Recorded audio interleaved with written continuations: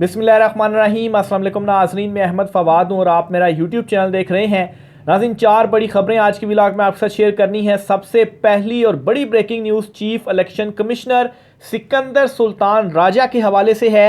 Chief election commissioner पर आइन के मनाफी फैसला करने पर बड़ा मुकदमा कायम कर दिया गया है। अहम तरीन एक्सक्लूसिव डिटेल्स आपके साथ शेयर करनी है। दूसरी तरफ नाजरीन, ये जो इस वक्त सारा मामला चल रहा है धांधली का, इस मामले के ऊपर MQM बड़ी गवाह बनकर सामने आ गई है। बड़ी गवाही क्या दी गई है MQM की जानिब से, इस पर भी कुछ तफसीलात आपसे शेयर करनी है। Chief justice Islamabad high court Aamir Farooq साहब एक मरतबा फिर से जो ये सारी इस वक्त सूरत हाल चल रही है इसमें एकदम से एक्टिव हो चुके हैं और एक अहम मामले का जो नोटिस है वो उनकी जानिब से लिया गया है। इस पर भी कुछ तफसीलात आपके साथ मैंने शेयर करनी है। शरीफ खानदान के नाम एक और शर्मनाक जो रिकॉर्ड है वो हुआ है। अब क्या शरीफ खानदान ने अपने नाम ये रिकॉर्ड किया है और इंतहाई शर्मनाक रिकॉर्ड है जो उन्होंने अपने नाम किया है। इस पर भी कुछ अहम तरीन और एक्सक्लूसिव डिटेल्स हैं, वो भी आज की व्लॉग में आपके सामने रखनी है। सबसे पहले तो नाज़रीन बढ़ते हैं chief election commissioner election commission की जानिब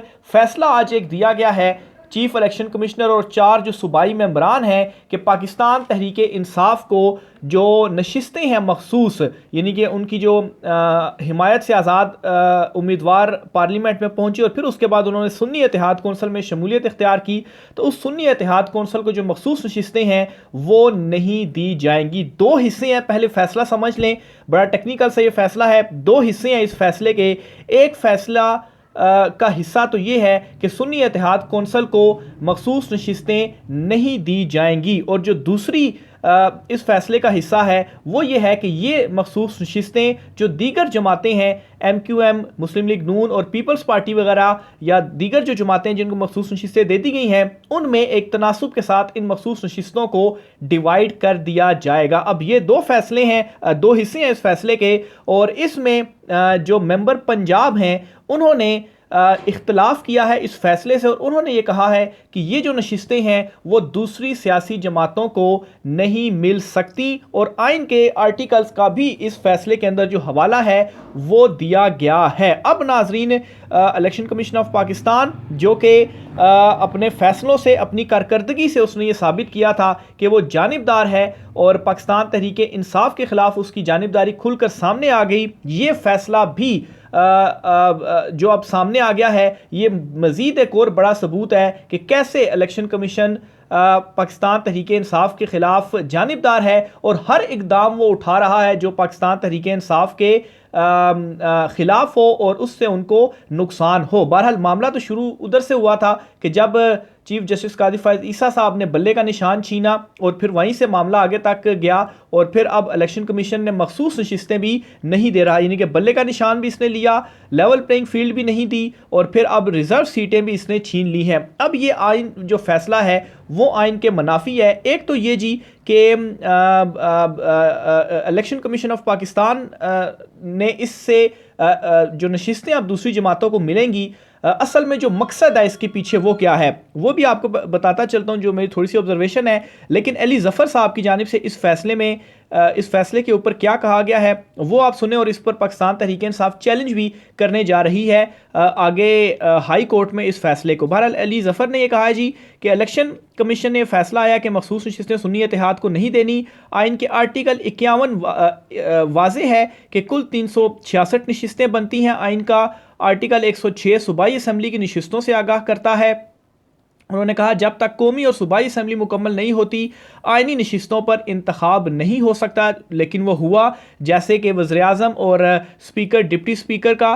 फिर इसके अलावा उन्होंने ये भी कहा जी कि हमारे मुताबिक वज़ीर आज़म का इंतखाब गैर आइनी है। इलेक्शन कमीशन ने PTI का निशान लिया था और इस निशान पर इलेक्शन में हिस्सा नहीं लेने दिया गया। ये भी कहा गया जी अली ज़फ़र की जानिब से कि हमारी 30 जो मखसूस नशिस्तें हैं वो बनती हैं, लेकिन अब इलेक्शन कमीशन वो नशिस्तें हमें नहीं दे रहा। अगर ऐसा इलेक्शन कमीशन का जो फैसला है ये एक आइनी गलती है और ये आइन के मुनाफी फैसला है जो कि दिया गया है। इसके अलावा उन्होंने इलेक्शन कमीशन और इनके जो मेंबरान हैं तमाम इलेक्शन कमीशन के, उनसे जो इस्तीफ़े का मुतालबा है वो भी कर दिया है क्योंकि ये अपना काम करने में सही तरीके से आइन के मुताबिक करने में कामयाब नहीं हुए। तो बहरहाल ये एक और बड़ा फैसला इलेक्शन कमीशन ने जो दिया है, जो इन्हीं के खिलाफ ही अली ज़फ़र ने भी और पाकिस्तान तहरीक इंसाफ ने ही एक और ये बड़ा मुकदमा है जो कि इनके अगेंस्ट कायम हो चुका है। और आप देखेंगे कि ये जो जो इक़दाम इन्होंने किया है, आगे चलकर जब अदालतों से इंसाफ होगा तो chief election commissioner Sikandar Sultan राजा जो हैं उनके ऊपर भी मुकदमे बनेंगे कि वो कैसे एक आइनी पोजीशन में होते हुए जानिबदारी के उन्होंने जो बार बार सबूत दिए हैं और जो उनके फैसले हैं वो बार बार ये चीख कर बता रहे हैं कि वो वाकई जानिबदारी से काम कर रहे हैं। तो बहरहाल जी ये फैसला है और फैसले के जो आगे मकासद हैं और जो इसके नताइज होंगे वो क्या, अब देखें। ये मखसूस नशिस्तें जब दूसरी जमातों में बांटी जाएंगी तो फिर क्या होगा, 2/3 अक्सरियत बुनियादी तौर पर इस चुनतखब हुकूमत को दिलवाना है और उससे क्या होगा, ये जो हुकूमत होगी चुनतखब हुकूमत 2/3 अक्सरियत के बाद आइन में तरमीम कर सकेगी। और पिछले 2 सालों में जो इन्होंने गैर आइनी गैर कानूनी काम किए हैं उनको बेसिकली एक आइनी जो प्रोटेक्शन है वो इसके ज़रिए दी जा सकेगी जब ये अक्सरियत उनके पास होगी। अब क्या क्या काम हुए हैं, एक तो ये जी कि सुप्रीम कोर्ट का फैसला था KP और पंजाब में इलेक्शन नहीं करवाए गए, ये एक खिलाफ वर्जी की गई। फिर उसके बाद 90 दिन के अंदर वफाकी हुकूमत के जो इलेक्शंस थे वो नहीं करवाए गए, ये इनकी जानिब से जो गलती है वो की गई। और फिर इसके अलावा इलेक्शन कमीशन ऑफ पाकिस्तान जो बहुत सारे इकदाम उठाता रहा। तो बेसिकली जब इन चीज़ों को प्रोटेक्ट कर लिया जाएगा तो इससे क्या होगा, आगे चलकर जो मुकदमे हैं वो नहीं बन पाएंगे। तो ये बेसिक इसके पीछे जो लॉजिक है, जो रीज़न है वो भी नज़र आती है। लेकिन तमाम तर हरबे आप अपना कर देख लें, कुछ फ़ायदा नहीं होना। अवाम नहीं मान रही, अवाम डटी हुई है अपने कप्तान के साथ। और सूरत हाल इस वक्त ये है कि जो ताकतवर हल्के हैं वो अभी भी इमरान खान साहब से रब्ता करके कोशिश कर रहे हैं कि जो डील है वो इमरान खान साहब दे दें। दूसरी बड़ी खबर की जानिब नाज़रीन आता हूँ कि शरीफ ख़ानदान ने एक और शर्मनाक जो रिकॉर्ड है वो अपने नाम कर लिया है। और शर्मनाक रिकॉर्ड ये क्या है, बेसिकली ये शरीफ ख़ानदान बार बार ये कह रहा है कि हमें आप एक मौका दे दें तो हम ये करेंगे और हम वो करेंगे। और असल में पाकिस्तान में सबसे ज़्यादा अगर किसी ने बारियां ली हैं तो इसी शरीफ ख़ानदान ने ली हैं। 5 मरतबा वज़ीर-ए-आज़म ये बन चुका है शरीफ ख़ानदान के बंदे, 3 मरतबा नवाज़ शरीफ और चौथी मरतबा भी उनका ख्वाब था जो कि चकनाचूर हुआ। और फिर उसके बाद PDM की जो हुकूमत बनी थी उसमें शहबाज शरीफ और अभी दोबारा से शहबाज शरीफ चुनतखब वज़ीर-ए-आज़म, तो 5 मरतबा वज़ीर-ए-आज़म बन चुके हैं। जबकि 8 मरतबा ये शरीफ ख़ानदान CM बन चुका है, इसके पास CM शिप रह चुकी है। यानी कि शुरू में नवाज़ शरीफ के पास और फिर उसके बाद शहबाज शरीफ के पास जो CM शिप थी वो रही थी। और ये इन्होंने शर्मनाक रिकॉर्ड ऐसे अपने नाम किया है कि एक ही ख़ानदान के अंदर कैसे इन्होंने जो ओहदे हैं हमेशा वो बांटे हैं और हमेशा नवाज शरीफ या शहबाज शरीफ के पास ये ओहदे रहे और अब जो है वो आगे नस्ल दर नस्ल ये चल रहे हैं। कौम को इन्होंने ग़ुलाम समझा हुआ है और मरियम नवाज़ को वज़ीर आला पंजाब जो है वो चुनतखब वो हुई हैं। तो बहरहाल जी एक और इन्होंने रिकॉर्ड ये भी कायम किया है कि सारे हारे हुए जो लोग हैं मुस्लिम लीग नून के, वो आज हल्फ बर्दारी तकरीब में भी थे और उन्हें हारे हुए लोगों को इन्होंने जो कैबिनेट होगी शहबाज शरीफ को उसमें भी शामिल करना है।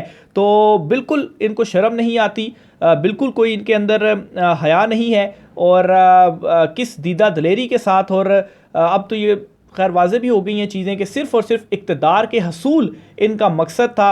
इसी वजह से इनकी जो हार जब जीत में बदली गई फॉर्म 47 के ज़रिए मुबैना तौर पर, तो उसके बाद खुशी खुशी इन्होंने इन तमाम तर इक़दामात को एक्सेप्ट कर लिया। लेकिन खैर दूसरी तरफ MQM की जानिब से भी बड़ी जो गवाही है वो सामने आ गई है और MQM की जानिब से खालिद मकबूल सिद्दीकी जो हैं उन्होंने गालबन ये जो बयान है खालिद मकबूल सिद्दीकी ने उन्होंने ये दिया है जी कि चूँकि उनके ऊपर फॉर्म 45 फॉर्म 47 के हवाले से उनको कहा जा रहा था, धांधली के हवाले से कहा जा रहा था और असल में उनको सीटें इसी तरीके से ही मिली हैं, उनकी ऑडियोज़ लीक हो गई हैं और वो ख़ुद अब ये मानते हैं। तो बहरहाल वो ये कहते हैं जी कि 2018 में जैसे आप लोगों को जितवाया गया था इसी तरीके से 2024 में आपको हरवाया गया है।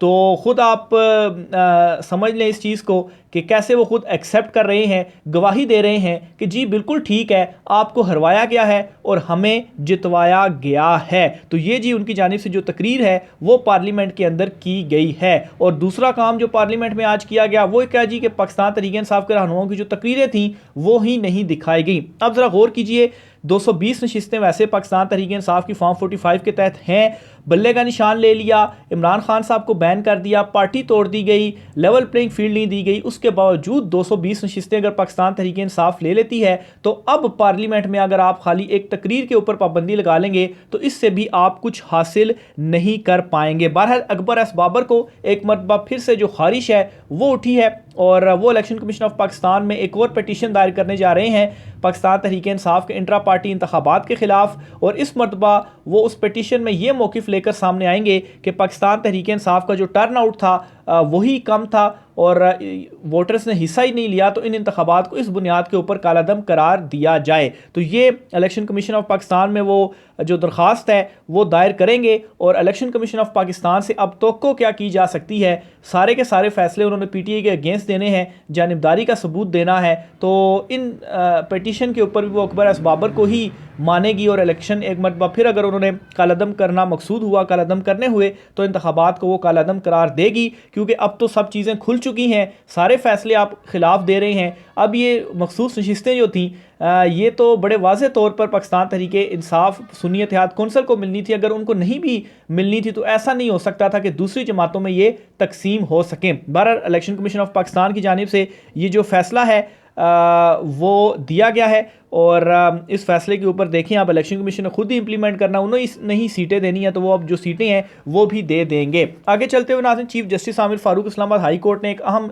इकदाम उठाया है। एक दरख्वास्त गई थी सुप्रीम इस्लामाबाद हाई कोर्ट में एक्स की बंदिश के ख़िलाफ़, एक्स यानी कि ट्विटर की बंदिश के ख़िलाफ़, इसको समात के लिए मुकर्रर कर लिया गया है। कल इस पर समात होगी और चीफ जस्टिस जो है आमिर फ़ारूक साहब वो ख़ुद इस दरख्वास्त के ऊपर भी जो समात है वो करेंगे। इसमें आपको एक और चीज़ भी वाज़े करता चलूँ कि सिंध हाई कोर्ट की जानिब से भी ये जो फ़ैसला था वो दिया गया था कि जो एक्स के ऊपर बंदिश है इसे ख़त्म किया जाए, लेकिन अभी तक एक्स के ऊपर बंदिश है।